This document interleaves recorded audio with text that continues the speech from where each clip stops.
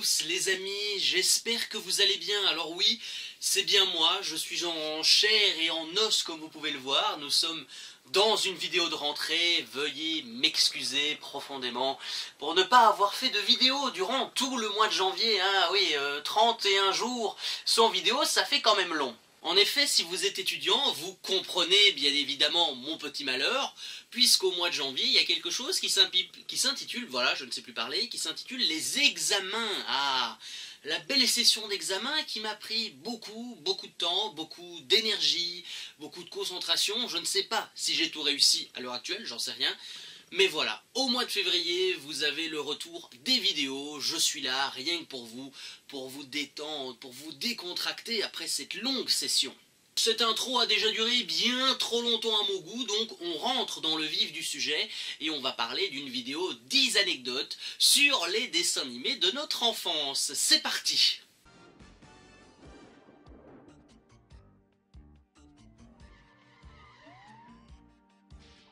Numéro 1. Du latin dans les BD Tintin. Le terme lorem ipsum ne vous dit peut-être rien de prime abord, mais pour les professionnels de la mise en page sur InDesign, eh bien ce terme nous rappelle évidemment les textes de mise en page, les textes d'assemblage, vous savez les faux textes écrits en latin là. Comme je viens de vous le dire, le lorem ipsum est un texte de remplissage qui sert justement à savoir quel espace mettre dans une colonne pour une mise en page, pour une zone de texte, et notamment très utilisé quand on crée un magazine ou dans les imprimeries, chez les éditeurs, bref. Pour les pros de la mise en page, le lorem ipsum, eh bien ce terme il est très connu. Eh bien, amateurs de bande dessinée, vous devez savoir une chose, c'est que dans l'album Tintin, l'île Noire, eh bien, du lorem ipsum a été utilisé pour remplir les cases d'un journal. Vous savez, quand on lit un journal, on a un article qui nous écrit, eh bien, ce qui s'est passé, ce qu'il y a eu. Eh bien là, on a utilisé du lorem ipsum pour justement faire du remplissage. Je suis d'accord, on pourrait penser que c'est une technique de flemmard, que pourquoi est-ce qu'on n'a pas mis du texte en français, en allemand? Et ben justement, c'est pour éviter ce genre de problème, pour éviter de s'emmerder à traduire dans toutes les langues. Parce que Tintin, c'est pas uniquement juste en français ou en anglais, il y a quand même toutes les langues, donc c'était plus facile de mettre en latin une langue de remplissage. Numéro 2. Un juge qui ne cligne pas des yeux. Je ne vous en voudrais pas si aucun d'entre vous derrière cette vidéo n'a un jour regardé le film Qui veut la peau de Roger Rabbit. Je ne vous en voudrais pas, mais soyez au moins attentifs à cette petite information. On va d'ailleurs s'attarder un petit peu plus sur le juge de mort. Alors le juge de mort, c'est le principal antagoniste du film et il est interprété par le grand, le merveilleux Christopher Lloyd, qui est encore parmi nous et fort heureusement qu'il l'est encore. Et justement, il semble avoir une grosse allergie envers les toons.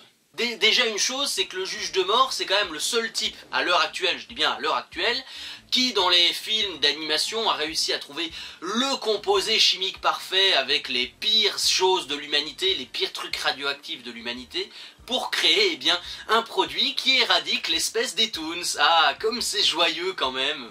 Eh bien sachez que l'acteur a réalisé une énorme performance durant ce film. Alors non, il n'a pas dit sa réplique des dizaines et des dizaines de fois, c'est le seul de tout le film, je dis bien de tout le film, qui n'a cligné des yeux à aucun moment.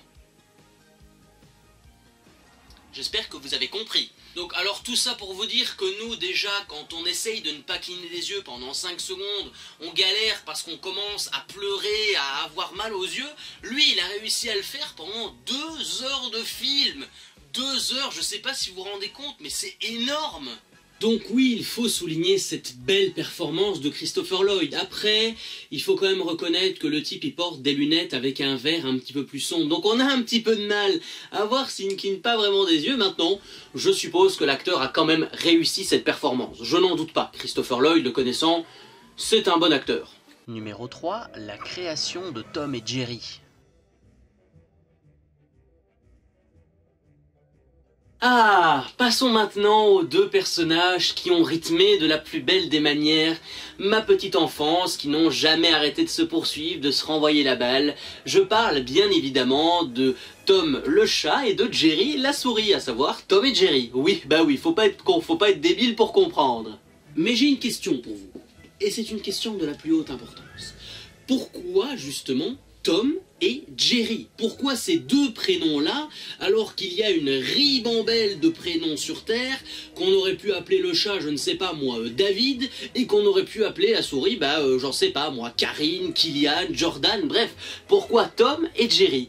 Eh bien, rassurez-vous, je suis là pour éclairer votre lanterne. Pour comprendre l'origine de Tom et Jerry, il faut remonter en 1940, on est en plein pendant la Seconde Guerre mondiale, et les créateurs de la série, William Hanna et Joseph Barbara, ont eu l'idée de créer Jasper, un chat, qui ne cesse de poursuivre une souris prénommée Jinx. Donc là, on a véritablement les ancêtres de nos héros. Yes, j'ai réussi après 6 fois à dire ce paragraphe. Ah, la rentrée c'est difficile quand même. Il fallait donc trouver des surnoms beaucoup plus racoleurs, beaucoup plus aguicheurs et qui faisaient référence au contexte de l'époque. Donc on va voir apparaître Tom qui fait référence à Tommies qui était le surnom des soldats anglais sur le champ de bataille. Quant à la souris ennemie de Tom, c'est-à-dire Jerry, alors Jerry fait référence aux Jerrys. Jerry, c'est le surnom que les soldats anglais, justement, donnaient aux Allemands sur le champ de bataille, qui à cette époque-là ne cessaient de chercher des noises, entre guillemets, lors de cet affrontement. Donc le duo Tom et Jerry était né, un chat qui ne cesse de poursuivre une souris qui lui cherche des noises constamment. Numéro 4, les terrains dans Olive et Tom. Ah, Olive et Tom, ils sont toujours en forme, ils sont super, entraînés. Quel beau dessin animé japonais quand même qu'Olive et Tom. Alors moi personnellement, je n'ai pas regardé la version des années 90. Personnellement, j'ai un petit peu regardé celle de 2018. Je me suis un peu perdu en chemin, mais il faudrait que je m'y remette. Je pense que la VF serait beaucoup plus intéressante, en tout cas. Dites-moi d'ailleurs dans les commentaires, qu'est-ce que vous en avez pensé de cette version 2018 ? Est-ce qu'elle est plus attrayante, plus intéressante que celle que vous aviez eue dans les années 80 et 90, justement ? D'ailleurs, saviez-vous pourquoi dans le dessin animé Olive et Tom de base, est-ce que les terrains de foot sont courbés? C'est-à-dire qu'on ne voit pas l'ensemble du terrain, qu'on ne voit qu'une petite partie. Eh bien, c'est surtout une question de facilité, en tout cas de dessin, et une question de budget surtout. Les animateurs de la série ont utilisé cette technique pour ne montrer que l'essentiel des joueurs, les personnages principaux, quelques personnages secondaires, et véritablement montrer aux spectateurs l'action même, en tout cas qui se passe sur le terrain. Ce qui a évité justement aux animateurs de montrer les 22 acteurs sur le terrain, qui aurait été très compliqué et ça aurait été très difficile à animer en même temps. Numéro 5, l'âge de Bob l'éponge. Vous savez, dans la vie, on se pose énormément de questions. Tous les jours, tous les matins, tous les soirs, tous les midis, en chiant, bref, quand vous voulez, savoir, quel est le sens de la vie? Pourquoi est-ce que nous sommes ici? Pourquoi est-ce que je vois des couleurs sur mes vêtements? Pourquoi est-ce que je ne suis pas en noir et blanc? Est-ce que la vie était en noir et blanc? Et surtout, quel âge a Bob l'éponge? Non mais... Ne riez pas s'il vous plaît, ne riez pas, je demande sincèrement quel âge a Bob l'éponge. Ça vous amuse de rire, hein, ça vous amuse de vous dire « Bravo la minute en vrac, il a 23 ans, il parle de Bob l'éponge, ah ben bravo, super, génial hein !» Eh bien figurez-vous chers amis qu'il a une date de naissance Bob l'éponge, il a une date de naissance, il est né quelque part dans le cyberespace marin. Dans un épisode bien précis de Bob l'éponge, on peut apercevoir subrepticement sur son permis de conduire, donc on imagine que Bob rêve d'avoir son permis de conduire, il y a une date de naissance dessus, à savoir le 14 juillet 1986, ce qui veut dire que notre chère éponge est aujourd'hui âgée de 33 printemps. Voilà, donc au moins, vous savez quel âge a notre cher Bob l'éponge. Je vous avoue sincèrement qu'après avoir lu et découvert cette anecdote, j'étais quand même assez soulagé de me dire que ouf, Bob l'éponge au moins n'a pas 10 ans, voilà, hein, il a 33 ans, il a quand même un âge assez conséquent pour travailler, parce que travailler à 10 ans, c'était presque de l'esclavage moderne là. Numéro 6, Candy. Non, je suis désolé, on ne va pas parler de bonbons, on ne va pas parler de l'application Candy Crush, faire une promotion de cette application qui reste encore bien trop longtemps active de nos jours. On va surtout parler de Candy, le dessin animé avec la petite fille mignonne toute blonde. Alors je vous rassure, ceux qui sont aussi perdus que moi quand on va parler de Candy, parce que bon, étant né fin des années 90, je n'ai pas très bien connu ce dessin animé japonais, pourtant j'aime les animés, mais ça va plus parler à vos parents, peut-être à vos grands-parents même, qui ont passé de merveilleuses après-midi à regarder les aventures de la petite blondinette. Si vous êtes comme moi et que vous aimez faire vos petites recherches sur les genres des animés, eh bien sachez que Candy appartient à la catégorie shoujo. Alors shoujo, c'est un mot japonais qui désigne un dessin animé à tendance romantique, violette, guimauve, presque trop girly même. Mais le plus important à savoir, c'est qu'il s'agit de la toute première série de ce genre shoujo à être apparue et même diffusée sur le sol français. Voilà, au moins vous êtes parés là, et avec tout ça, ça ne nous rajeunit pas les gars. Numéro 7, les Goomies et Disney. Ah, les Goomies, j'ai adoré ce dessin animé quand j'étais petit. Franchement, si vous n'avez jamais regardé un épisode des Goomies, eh bien foncez. Après cette vidéo, ça doit être la première chose que vous allez faire de votre fin d'après-midi. Regardez au moins 1 ou 2 épisodes des Goomies si c'est trouvable sur internet.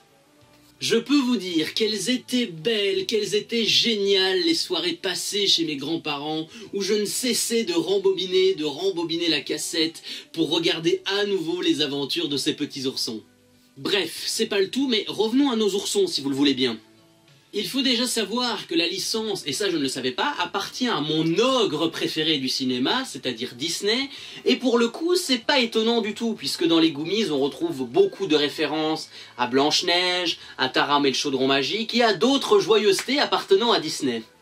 Dites-vous bien une chose les gars, c'est que la première diffusion des Goomies sur le sol français, ça remonte au 9 septembre 1986 sur France 3. C'est énorme! Ah, j'adore vous mettre des bons coups de vieux dans cette vidéo. Ça fait du bien quand même de se prendre une petite claque dans la gueule et de se dire « Ouais, on a quand même pris 10, 20 ou 30 ans en pleine figure, c'est génial !» Numéro 8, la création des Super Nanas. Combien d'après-midi n'avons-nous pas passé devant Cartoon Network pour suivre les aventures merveilleuses de nos 3 petites filles, à savoir les Super Nanas, un dessin animé culte quand même dans les années 90. L'origine de cette série remonte au début des années 90, à l'époque où son créateur, Craig McCracken, était encore sur les bancs universitaires californiens, et comme tout projet, bien évidemment, avant d'être validé, eh bien Cartoon Network a reçu quelques projets, quelques idées de dessins animés sur la table, avant de nous donner son feu vert pour la diffusion des Super Nanas, justement. Je crois que j'ai pas besoin de vous rappeler que le succès fut très rapidement au rendez-vous, nos 3 héroïnes, Belle, Bulle et Rebelle, devenant véritablement les chouchous du public. La série obtiendra de nombreuses récompenses, de nombreux trophées, que ça soit aux Emmy Awards, aux Annie's Awards ou encore aux Kid Choice Awards. Et oui, les Kid Choice Awards de Nickelodeon, qu'on a tous connus évidemment, qu'on a adoré regarder, notamment pour les parties de slime, c'était marrant, mais voilà, tout ça pour dire que la série a quand même reçu quelques petites récompenses. Vous pouvez me remercier parce que grâce à cette anecdote, vous avez pu avoir du sucre, des épices et des tas de bonnes choses. Numéro 9, les génériques du Marsupilami. Mine de rien, le temps avance et cette vidéo aussi, puisqu'on est déjà à l'avant-dernière anecdote. J'espère sincèrement que la vidéo sera pas trop longue parce qu'à la caméra, ça commence à avancer déjà. Dans cette avant-dernière anecdote, je ne vais pas vous révéler le secret du Marsupilami, ni même où il se cache, parce que ça ne serait pas sympa pour lui et pour toute sa belle famille. Mais on va surtout parler des génériques. Et on va commencer avec le générique de la saison 1, qui a été interprété par Charles-Élie Couture, et voici un petit extrait fait maison. Dans la jungle tropicale vit un étrange animal. Ouba ouba c'est lui, le Marsupilami. Après avoir entendu évidemment ma très belle voix, et puis j'ai pas non plus envie que cette vidéo soit démonétisée, on est bien d'accord, eh bien sachez que dans le générique de la 2e saison, c'est Lou Béga qui a repris le flambeau, et là je ne vais pas interpréter Lou Béga parce que c'est difficile de l'égaler, mais je vous mets un petit extrait quand même du générique de la saison 2 de Marsupilami, qui pour le coup était bien sympa. Oui c'est toi mon ami Marsupilami, dans la jungle roi c'est toi Marsupilami. Passons sans plus attendre à la dernière anecdote de cette vidéo. Numéro 10, du Fifi brin d'acier dans les Animaniacs. Les Animaniacs, ce dessin animé tellement drôle, déjanté, funny, bref, trouvez tous les superlatifs que vous voulez. Moi j'ai adoré regarder les Animaniacs de Steven Spielberg, qui pour le coup a vraiment eu du flair pour faire cette série animée. Et il faut savoir qu'il y a beaucoup de références, notamment une à une autre licence bien connue des années 90, mais pour ça il faut s'attarder sur Dot, la sœur Warner, qui a un nom complet, eh bien on peut le dire, assez long. Je m'excuse, je prends vite ma feuille parce que le nom est assez long, donc je ne saurais pas vous le retenir ici. Alors le nom complet de Dot, justement, le voici, c'est Princesse Angelina Contessa Luisa Francesca Banana Fana Bobesca, 3e du nom. C'est extrêmement long, je vous l'avais dit. Ce qui est assez amusant à travers ce nom à rallonge, je crois que Daenerys en serait jalouse finalement, eh bien c'est que ça fait référence à Fifi Brin d'Acier. Et oui, Fifi Brin d'Acier a aussi un nom long comme le bras, vous allez voir. Je reprends ma feuille parce qu'effectivement le nom complet de Fifi Brin d'Acier est extrêmement long, le voici, c'est Fifilotte Victuaille Cataplasme Tampon, fille d'Ephraim Brin d'Acier. Je peux vous dire une chose, les créateurs de la série Animaniacs, sincèrement, entre nous, vous ne vous êtes pas cassé un petit peu la tête pour faire vos références? Vous pouviez pas trouver un truc plus simple, plus court? Parce que là, c'est quand même extrêmement long. Ah, moi je suis convaincu que si on met Dot, Fifi Brin d'Acier et Daenerys dans une même pièce, les présentations sont à la fois géniales, mais extrêmement longues. Ah, il y a de quoi s'amuser avec ces 3 loustiques finalement. Les amis, ça fait 30 minutes que la caméra est lancée, c'est pas mal, hein, comme une vidéo de rentrée, c'est très bien. Voilà, en tout cas, ça clôture cet épisode 10 anecdotes sur les dessins animés. J'espère que vous avez pris beaucoup de plaisir, que vous avez appris de choses assez intéressantes et fructueuses pour votre merveilleux esprit. Et en tout cas, bah, ça fait plaisir de refaire des vidéos quand même, hein. Ça faisait quelque temps que je n'étais plus passé devant la caméra et ça me manquait. Bien évidemment, faut pas que j'oublie, je vais mettre toutes les sources en description, comme ça si vous avez envie d'étoffer vos recherches, vous pouvez aller les voir, comme ça aussi ça me permettra de citer mes sources, c'est très important, et vous pouvez laisser un petit commentaire si vous avez des infos, des coups de cœur à dire, enfin voilà, vous pouvez étaler un petit peu vos états d'âme dans les commentaires, pas d'insultes, merci, sinon vous pouvez le faire sur Twitter, ça c'est très bien, mais voilà, donc si vous avez envie d'interagir dans les commentaires, il n'y a pas de souci. N'oubliez pas, c'est important également de vous abonner, lâchez le petit pouce en l'air, ça fait toujours plaisir. De vous abonner, parce que j'ai pas fait que cette vidéo non plus, j'en ai fait quelques-unes d'autres, notamment des critiques du mois, que vous pourrez découvrir à votre guise. Et allez aussi voir un petit peu mon Utip, si vous avez envie de laisser un petit don, un petit 5 centimes symbolique pour continuer à ce que cette chaîne existe, et que j'essaye d'apporter un petit peu plus de nouveautés, en tout cas dans les mises en scène des vidéos. Quant à nous, on se retrouve fin du mois de février, puisqu'on va avoir le 2e épisode de la Review Time, donc une 2e critique à chaud entre guillemets, où on parlera de la saison 1 de My Two-Faced Little Sister, un animé en VO sorti début 2015, fin 2015 je crois. Donc voilà, comme ça la critique du mois sortira le mois prochain, ce sera sur Pokémon. Donc voilà, en attendant, vous aurez un petit amuse-bouche bien sympa. Je vous dis à très bientôt sur YouTube pour de nouvelles vidéos, portez-vous bien, continuez à aimer ceux qui vous aiment, prenez soin de vous, gardez la santé, faites attention à vous, et on se retrouve très vite pour de nouvelles vidéos. Salut!